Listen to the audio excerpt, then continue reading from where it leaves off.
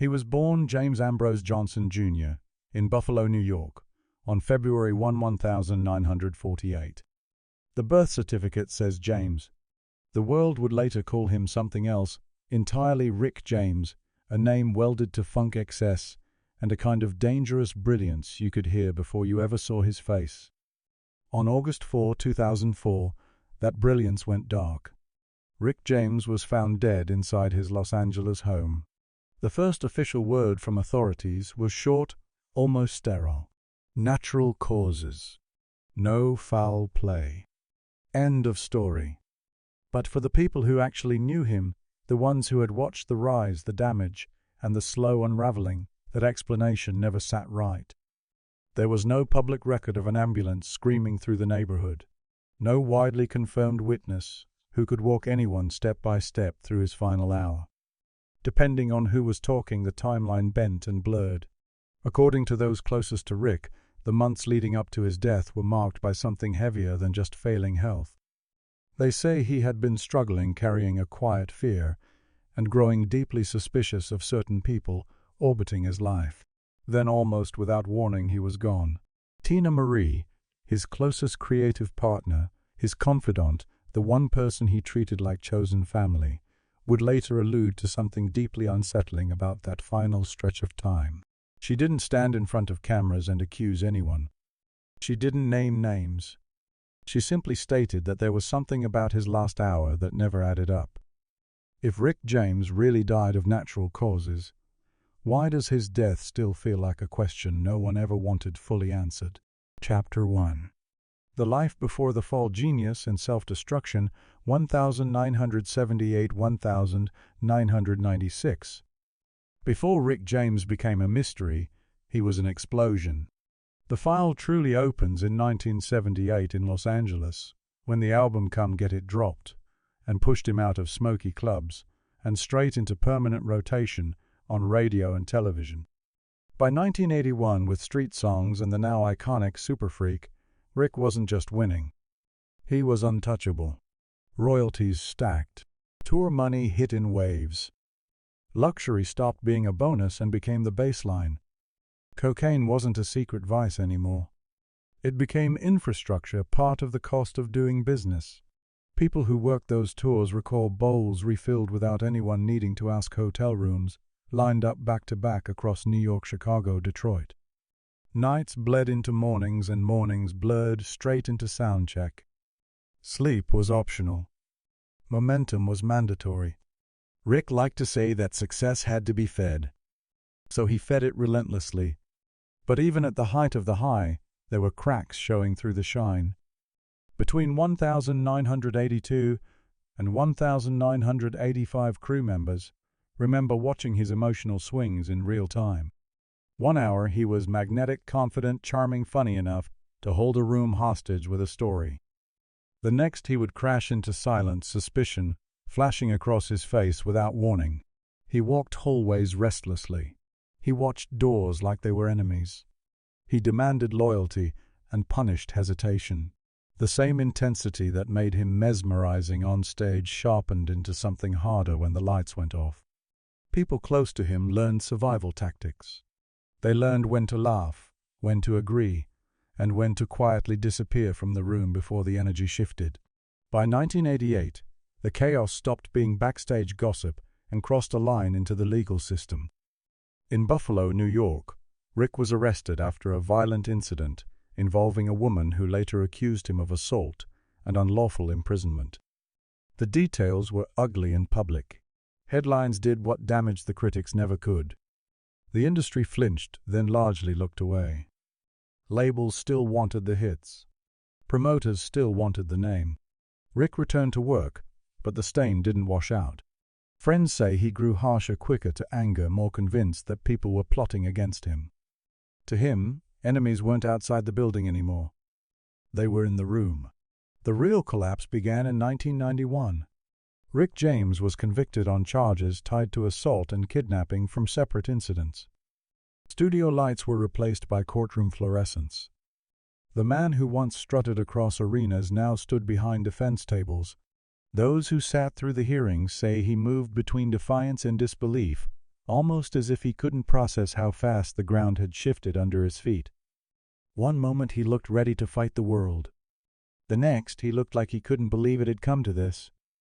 From 1993 to 1996, Rick served time in prison. Incarceration did something cocaine touring and chaos never managed to do. It slowed him down. It forced routine. It exposed the damage his body had been carrying for years. Diabetes worsened. Circulation problems emerged. His weight dropped, then climbed in unhealthy spikes. Friends who visited remember a quieter Rick. The wit was still there. The intelligence was still sharp. But the edges were softer and the pauses lasted longer. He talked about music like he always had, then drifted into long silences.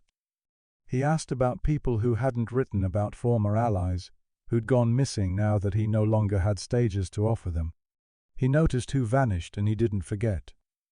When Rick walked out of prison in 1996, the damage was no longer theoretical or hidden behind sunglasses and stage lights.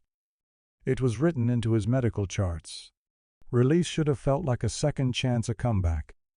Instead, it felt like stepping onto a battlefield he no longer controlled. Funk had been sampled, chopped, and resold while he was locked away. Younger artists used his sound like wardrobe, something they could put on for a track and take off when the camera stopped. They were inspired by him, but they didn't owe him. Money pressures tightened.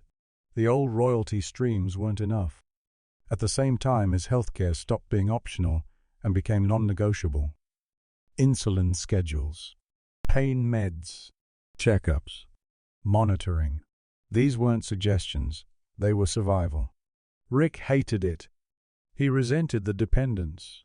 According to those close to him, he skipped doses, argued with caregivers, insisted he felt fine, until the crash reminded him he wasn't. This is where the story starts to constrict. After prison, Rick's life shrank. Los Angeles stopped being an endless playground and narrowed to a handful of addresses. His circle got smaller. Old friends found that reaching him wasn't as simple as dialing a number anymore. Calls were screened. Meetings were vetted. Access became a privilege someone else decided you had earned. When he did appear in public, he looked thinner, slower, more careful. The trademark swagger was still there, but it had a rehearsed quality like armor he put on before walking into any room. By the mid-1990s, paranoia began to quietly replace bravado. People who knew him well remember the questions. Who set this up? Who changed the schedule? Why didn't I hear about this first? Some wrote it off as bitterness, the natural reaction of a legend whose prime had passed. Others heard something closer to fear. He had learned the hard way that when your health fails, control is the first thing to disappear. For a man who once dictated the flow of every room he entered, that loss was devastating. Medication choices were suddenly being made around him. Appointments appeared on calendars he hadn't filled. Plans were set, then explained to him afterward. He trusted certain people fiercely. He distrusted others on sight, sometimes without giving a reason. The line between genuine care and quiet control grew thinner every month. Those who were paying attention say this is when Rick began to feel unsafe, not from strangers or the outside world, but from proximity. From the people who had access to his time, his body, his medication, and his silence. And then there were the small secrets. Missed calls that never got relayed. Messages delivered secondhand. Schedule changes explained badly, if at all. Nothing that made headlines. Nothing that could be charged as a crime. Just enough confusion to unsettle a man who had spent his life reading power dynamics for a living. He started writing things down. He asked for confirmation twice. He watched people's faces when new decisions were announced in front of him. By the end of 1996, the transformation was complete. The genius was still present. The instincts that had built street songs were still alive. But the body was compromised and the ecosystem around him was no longer built for his protection, only for his management. Rick James had entered a phase of life where a mistake wouldn't come in the form of a loud scandal. It would be quiet, administrative, delayed. A missed dose, a late call, a decision made by someone else when he wasn't looking. That detail matters because long before the day he died, Rick James had already lost the one thing that had kept him alive through years of excess and chaos: control over his own life. When a legend reaches that point, the biggest danger isn't some dramatic conspiracy in the dark. It's neglect. It's silence. It's the empty space where crucial decisions are made without the person they affect sitting at the table. The fall didn't crash in all at once. It settled over him slowly. And inside that settling, between medication schedules, filtered access, and shrinking autonomy, lay the conditions that would later make his final hour so hard to explain. Chapter 2. After prison, frail health, and a tightening circle, 1996-2004. When Rick James walked out of prison in 1996, the damage wasn't just rumored anymore. It could be measured, tested, written into charts. Years of excess had finally collided with confinement, and the man who came out was physically weaker than the one who had gone in. According to people close to him at the time, Rick was living with advanced diabetes, recurring circulation problems, and a heart that no longer handled stress the way it once did. He tired faster. Recovery took longer. The body that had carried him through all-night sessions and brutal tours now needed careful routine structure and help, three things Rick had never been comfortable depending on. By 1997, his days looked nothing like the life that made him a legend. The spotlight was rare, not constant. He kept a low public profile, surfacing only for select interviews or short performances. Friends recall that even those brief appearances had to be built around insulin shots and medication timing. Missed doses didn't just make him moody, they could send him into confusion, agitation, or sudden crashes. Too much medication left him sluggish, dull, drifting. One longtime associate later said Rick wasn't stupid, but there were moments when he just drifted. Another said it more bluntly: he wasn't as sharp. Not all the time. Where Rick lived during these years mattered as much as how he lived. He spent most of this period in Los Angeles, not hopping between hotel suites and studios, but staying inside private residences behind controlled doors. The addresses changed. The pattern did not. Privacy first. Access second. Visitors were screened. Calls were filtered. Some old friends say they tried to drop by unannounced and found themselves turned away with shifting explanations. One day, Rick was resting. Another day, he was out. Another, he wasn't feeling well. No one argued that his health was fragile. What unsettled people was how little they could actually see of what was happening around him. By 1999, his circle had tightened even more. A small group handled the basics: logistics, appointments, transportation, prescription refills. The names behind that structure changed over time, but the setup stayed the same. Rick now relied on others to manage the everyday details he'd once ignored because he didn't have to think about them. According to acquaintances, he complained more and more that decisions were being made around him instead of with him. "Why wasn't I told?" became a familiar question. The man who used to dictate the rhythm of entire rooms now waited to be updated on his own day. The health issues only sharpened the tension. Diabetes brought spells of disorientation, moments where names slipped and dates scrambled. Heart problems limited how hard he could push himself. People who spent time with him noticed a pattern: he might start a conversation strong, then suddenly fall quiet, staring at the floor as if trying to reboot. One friend recalled a moment in 2001 when Rick stopped mid-sentence, went silent, then snapped back with a warning disguised as a joke: "Don't let anyone run my life." The line was half humor, half fear, and fully serious underneath. From 2000 to 2002, Rick appeared in public just enough to prove he was still alive, but not enough to convince anyone he was stable. Interviews were shorter. Performances were carefully limited.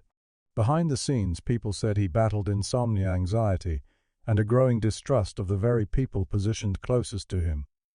He started asking specific questions: who's controlling my meds, who's setting my appointments, who decides which calls actually reach me. These weren't formal complaints. They were repeated questions, and the fact that he kept asking them says more than any official statement ever did. His living arrangements didn't make things easier. At times, Rick stayed mostly alone with assistants coming and going in shifts. At other points, he shared space with people assigned to help him manage daily needs. But according to visitors, the atmosphere could feel tense. Conversations would suddenly stop when someone new entered the room. Phones went face down. Voices dropped. Rick noticed. He told one longtime friend quietly and without drama, "I don't trust everyone around me." It wasn't a scream.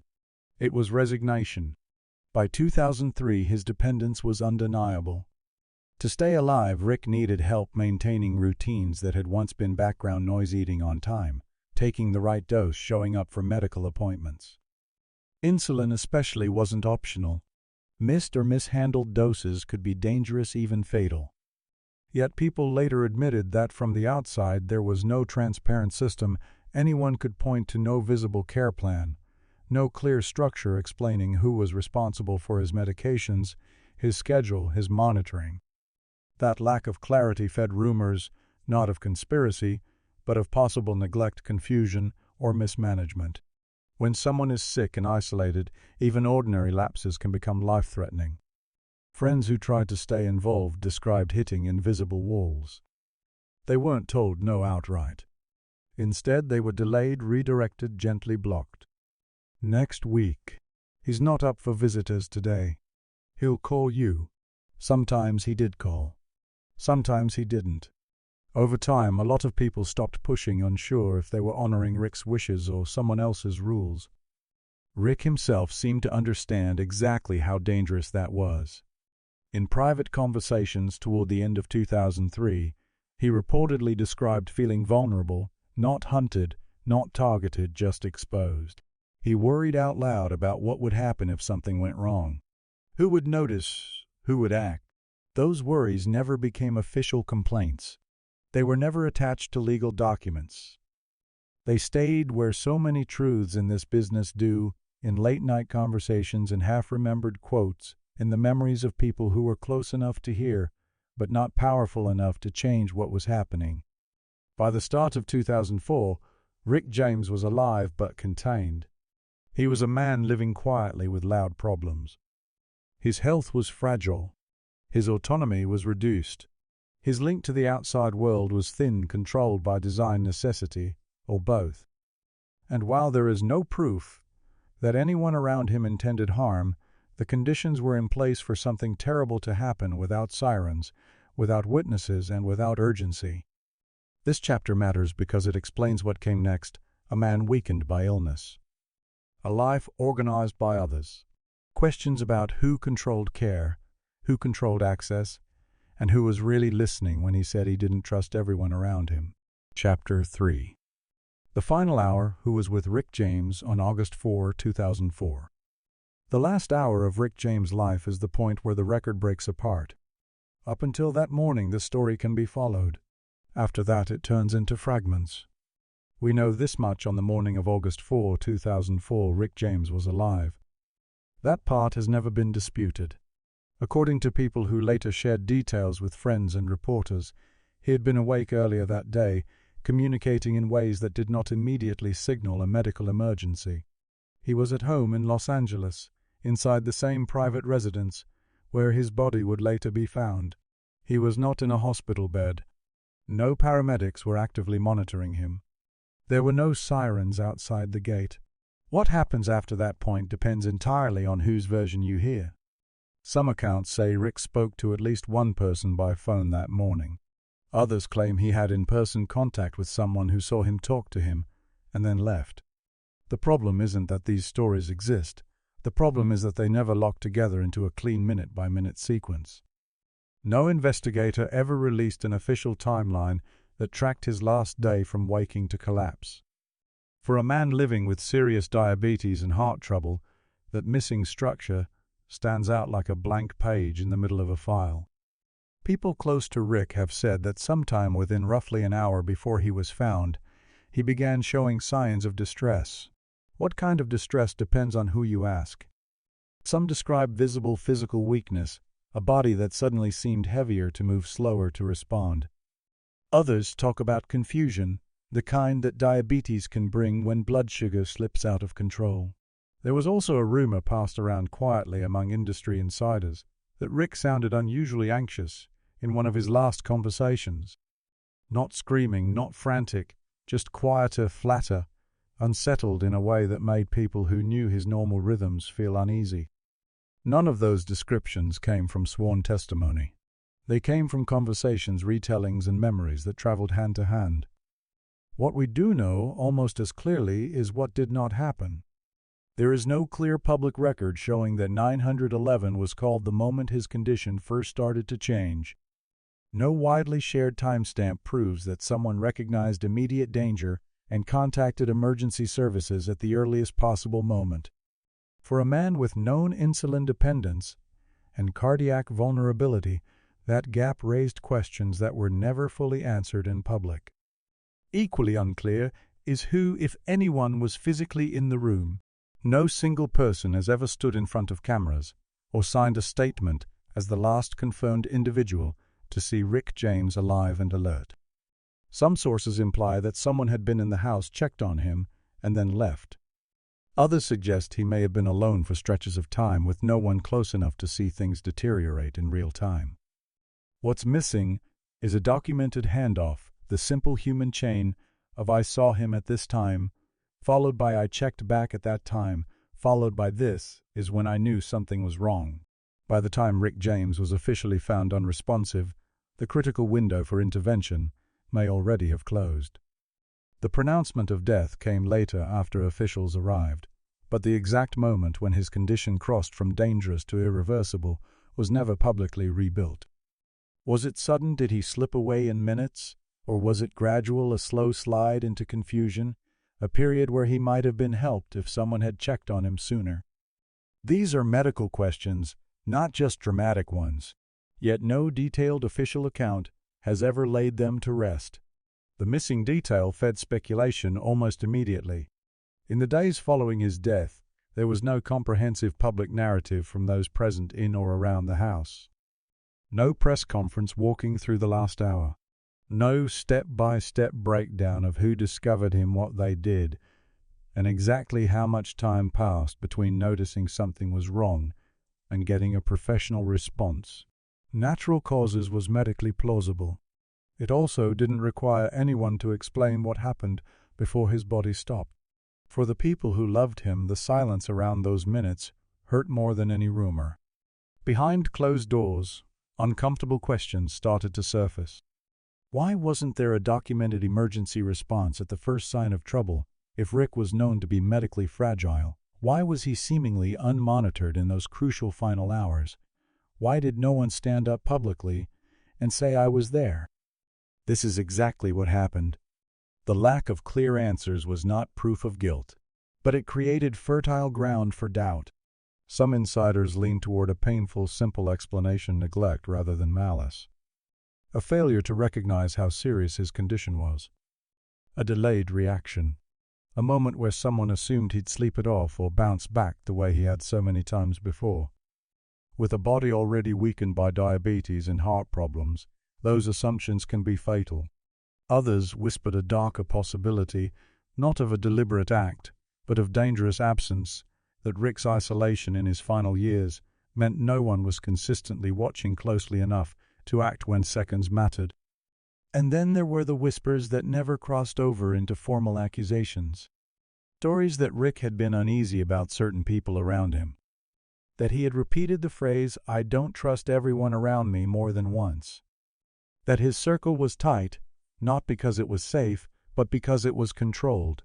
In that version, he was vulnerable not necessarily because someone wanted him dead, but because the people who managed his world also managed his access to help. There has never been evidence proving that Rick James was murdered. No forensic report has surfaced signaling poison violence or an external attack. But there has also never been a satisfying, fully transparent explanation for why his last hour remains so clouded. For a public figure of his stature, someone with a known medical history, a reputation, and a fan base worldwide, the lack of clarity feels disproportionate. When the story is told in official language, it sounds simple: Rick James died of natural causes at home. When it is told with all the gaps left in place, it sounds unfinished. Too many blank spaces. Too many unknown times. Too many points where a phone call, a check-in, or a single decisive action might have changed everything. That is why the final hour matters so much in this file. Not because it proves a crime, but because it exposes a system where a vulnerable legend can fade in silence, without immediate help, without clear witnesses, and without a record strong enough to answer the most basic question. Who was there when Rick James needed someone the most? And if the honest answer is that no one truly was, then the tragedy shifts shape. Not into a headline conspiracy, but into something quieter and just as chilling. Abandonment by circumstance. Control without accountability. And a death that arrived the same way his world had been closing in for years, quietly behind closed doors. Chapter 4. Autopsy and the things that never quite added up. When Rick James' death was officially written into the record, the language was cold, clean, and final. Cause of death, natural causes. No foul play. No further investigation needed. Case closed. According to the Los Angeles County coroner, Rick James died on August 4, 2004, inside his Los Angeles home from complications connected to diabetes and heart disease. The report referenced chronic health issues that lined up with his long history of substance abuse and medical decline. On paper, the conclusion made sense. His body had been carrying damage for years. But for the people who actually knew Rick, the autopsy only answered one question: how his body failed. It didn't explain how his last hours unfolded, who was watching, or why no one can clearly say, when the point of no return was reached. The first loose thread was timing. The record confirms that Rick James was found deceased in his residence. What it does not lock down for the public is a narrow, precise time of death.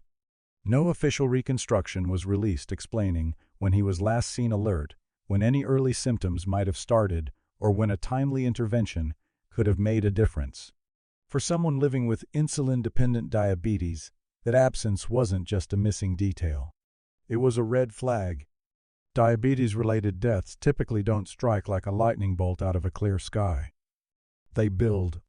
Hypoglycemia can cause confusion, slurred speech, weakness, loss of coordination, and then loss of consciousness over a period of time. Cardiac failure, in a chronically ill patient, often brings warning signs: discomfort, shortness of breath, visible distress.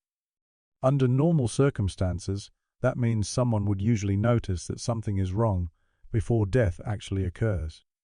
Yet no clear public statement ever identified who noticed first. No caregiver stepped forward to say they observed Rick slipping and immediately called for help. No friend publicly described being in the room and watching his condition deteriorate. No timeline clarified whether Rick was alone for a few minutes, for an hour, or longer. That silence became the second problem. Rick James was not living on an island. He was not a man without people around him. In the years leading up to his death, certain caretakers and associates were widely known to be in his daily orbit. They handled logistics, answered doors, took calls, and arranged movement. But very few specific names were ever tied to his final day in any official way. Unlike a hospital death where staff logs every interaction down to the minute, Rick died in a private space, a house with no transparent record of who came and went, who checked on him and when. That reality raised a difficult question many were reluctant to say out loud. If everyone knew Rick was medically fragile, why wasn't there a medical professional present or firmly on call that day? By 2004, his condition wasn't some hidden secret. Friends, including Teena Marie, who stayed emotionally close to him, had openly acknowledged his physical decline in later interviews. She described him as weaker, more isolated, more reliant on others just to keep things steady. Yet on the day he died, there was no doctor sitting at his bedside, no nurse logging medications, and no publicly documented emergency response triggered at the first sign of trouble. The third issue was emergency response itself. There is no widely available public record that clearly shows 911 being called at the earliest possible moment of crisis.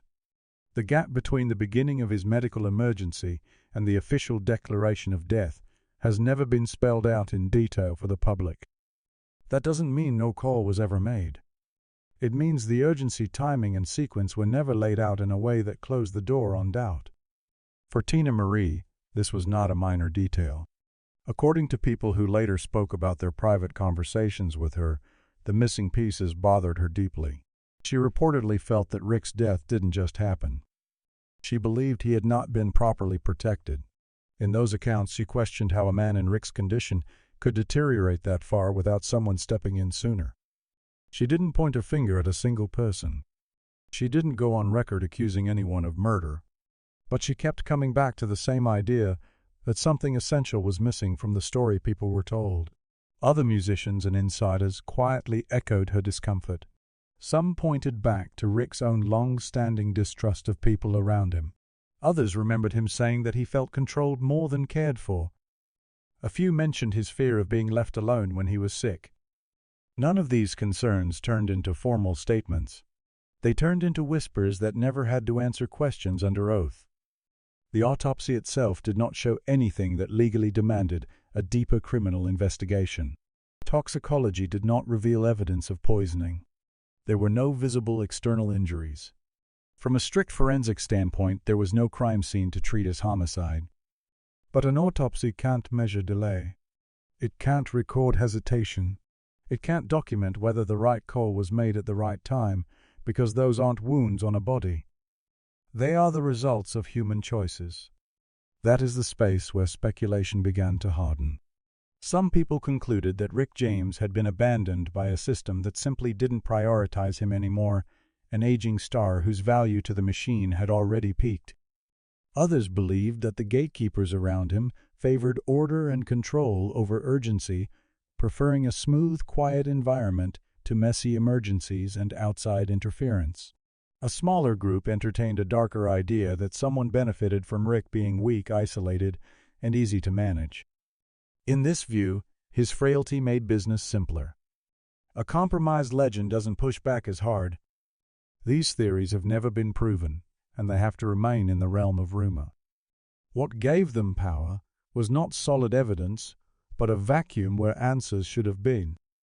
There was no detailed explanation from the people closest to him about how that day unfolded. No full narrative from caretakers outlining exactly what they did and when. No clear assignment of responsibility over who was supposed to be monitoring his condition. The fourth and final issue surfaced after he was gone. Within days of his death, the conversation shifted to Rick James' estate and legacy. Legal structures moved into place. Control of assets, likeness, image rights, publishing, and catalog became the center of gravity. Lawyers got involved, as they always do when a famous person dies. This alone does not prove anyone's intent.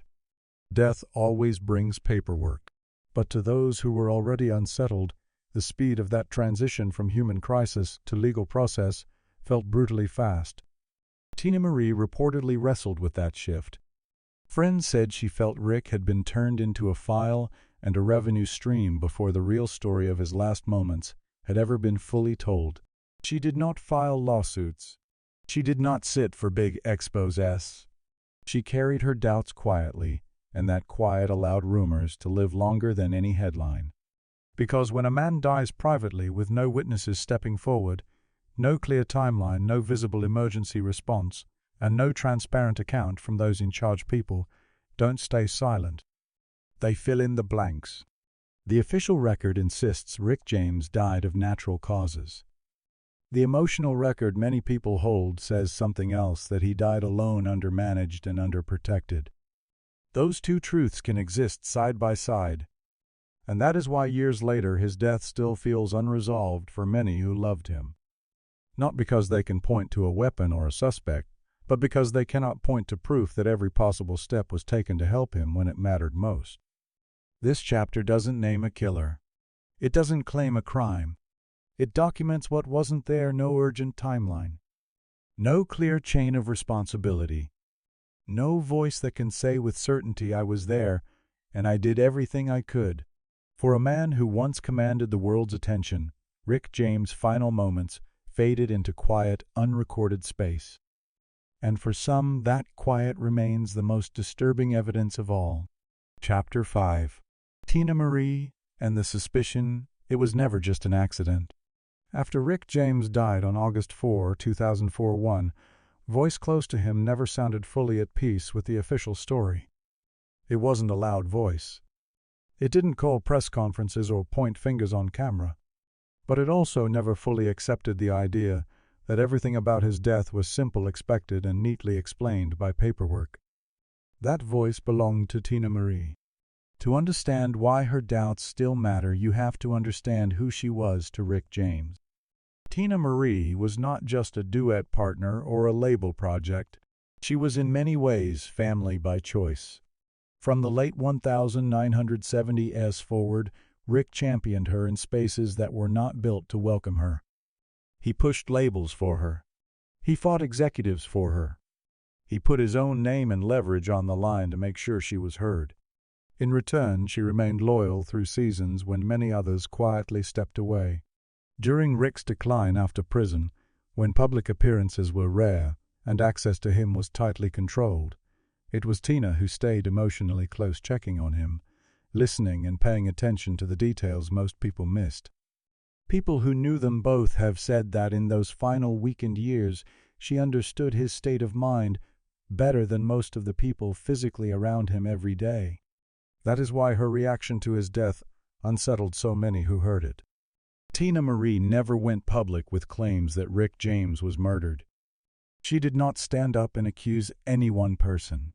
But in private conversations, according to friends and associates who later shared those memories, she consistently pushed back against one idea, that his death was merely unfortunate, tragic, and ordinary. She chose a different word. She said he had been failed. According to those who spoke with her after 2014, Teena described Rick as afraid during his last period of life. Not theatrically paranoid, but quietly uneasy. She believed he felt controlled. She believed he sensed he no longer had full power over who handled his business, his body, and his time. She believed that the structure around him was set up to manage him first and protect him second. He didn't just die, she was said to have told people close to her. He was failed. That sentence mattered because Teena had seen all the earlier versions of Rick. She had stood next to the reckless, fearless, defiant version who played with danger like it was part of the job. What she described near the end was something else, a man who was more cautious, more watchful, more suspicious of who touched his affairs, who scheduled his days, who controlled his medications. He had reportedly told more than one person that he did not trust everyone who had access to him. Those words never landed in an official report. They lived in the memories of those who heard them. After his death, things moved quickly in another direction. Control of Rick James' estate became the next battle. Legal structures activated. Questions over assets, royalties, image rights, and master recordings stepped into the spotlight. That kind of shift is common when a famous person dies, but for Teena and others, the speed felt harsh. One moment, Rick was a vulnerable man in a private house dependent on others. The next, his life was files, signatures, catalogs, and contracts. Industry insiders quietly noted something else as well. Rick James alive was complicated. He argued. He questioned contracts. He resisted being handled. Rick James dead was administratively simpler. His catalog could be packaged. His likeness could be curated. His voice could be licensed and sampled. Again, this does not prove motive, but it did change the balance of power overnight. Teena Marie was deeply disturbed by that shift, according to people close to her. They say she kept asking who had really been looking out for Rick when he could no longer fully look out for himself. She wanted to know why there was no complete explanation of his final hour, why no one stepped into the light to say they had been by his side, acting quickly, doing everything they could. She believed Rick had been isolated at the exact time he most needed someone to stand between him and the consequences of neglect. One of the most unsettling details in her view was the absence of any clear protector in his last phase. Earlier in his life, Rick had been surrounded by chaos, yes, but also by bodies, bandmates, crew friends, people who would see if he collapsed in a dressing room or slumped backstage. In 1984, If Rick went down, someone would be there to notice, to shout for help. In 2004, the safety net looked thin. Teena reportedly believed his fear of being left alone when he was sick was reasonable, not dramatic. A fear that reality eventually confirmed. This is where the quiet rumors hardened into a darker narrative. Within the industry, some began to privately suggest that Rick's death was not a single instant of catastrophe, but the endpoint of a process, a slow erosion of care, a slow tightening of access, a situation where the same people who arranged his environment also controlled who could intervene. In that telling, Rick was not killed in a direct violent act. He was allowed to die. For Teena, that distinction mattered. She did not frame what happened as a crime scene. She framed it as a moral failure, a system that rewards silence and convenience, a structure where no one may be legally guilty, but someone is always responsible. People also watched what happened to Teena herself in the years after his death. She grew more wary of the industry, more outspoken about exploitation, more vocal about how artists are celebrated when profitable and quietly abandoned when the profit fades. Friends say that Rick's death sharpened her distrust and deepened her sense that many artists are worth more to the machine as icons than as human beings. When Teena Marie died in 2010 under circumstances that also sparked questions in some circles, fans drew painful parallels. There is no evidence linking the two deaths, but emotionally, for those who believed she had been carrying Rick's unanswered questions, the echo felt chilling. The most dangerous question she left behind was not who killed Rick James. It was something less direct and far more unsettling. Who benefited from Rick James not being here to speak for himself? Because Rick James alive could challenge contracts. Rick James alive could push back. Rick James alive could expose neglect and demand better care. Rick James gone could not. Teena never brought proof. What she brought was perspective. She pushed the idea that Rick's death should not be neatly reduced to a medical phrase without examining the conditions that made that natural outcome possible. In her framing, it was not about poisons or weapons. It was about power without accountability, control without enough oversight, a life depending on people whose decisions would never be cross-examined. To this day, there is no formal evidence that Rick James was murdered. The coroner's verdict remains unchanged. But Teena Marie's doubts still echo because they reach into a place the autopsy could never measure: whether or not Rick James died naturally. He died unprotected. Whether or not anyone intended direct harm happened. Whether or not anyone set out to end his life, the end arrived in a space where the people around him could have done more and didn't. In the stories that remain, Teena Marie's voice matters because she chose not to pretend everything was fine. She didn't turn his death into spectacle. She refused to turn it into a comfortable lie. In the end, the most disturbing possibility may not be that someone set out to kill Rick James.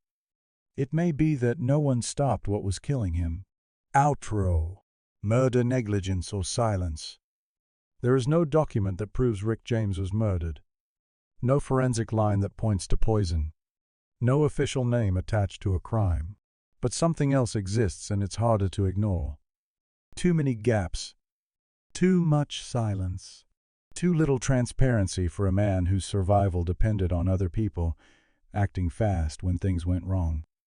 A fragile artist. A tightened circle. A final hour with no clear witnesses, willing or able to step into the light and say this is what really happened. In cases like this, truth doesn't always show up as a weapon. Sometimes it shows up as an empty space, the question no report ever answers. If help had come sooner, would Rick James still be alive if someone had been watching more closely, listening more carefully, moving more urgently? Would the ending have been different? Whether through negligence, convenience, or quiet control, the outcome was the same. He died alone, and the system around him continued. This story isn't about naming a killer. It's about facing a pattern, one where vulnerable legends fade behind closed doors, where the world is handed a clean cause of death line, and where accountability dissolves into paperwork and silence. Silence can protect power. Silence can keep careers intact. Silence can also be deadly. Now it's your turn. What do you believe happened in Rick James' final hour? Was it fate, failure, or something more calculated in the shadows? If you know someone whose life or personality mirrors this story, share their name in the comments.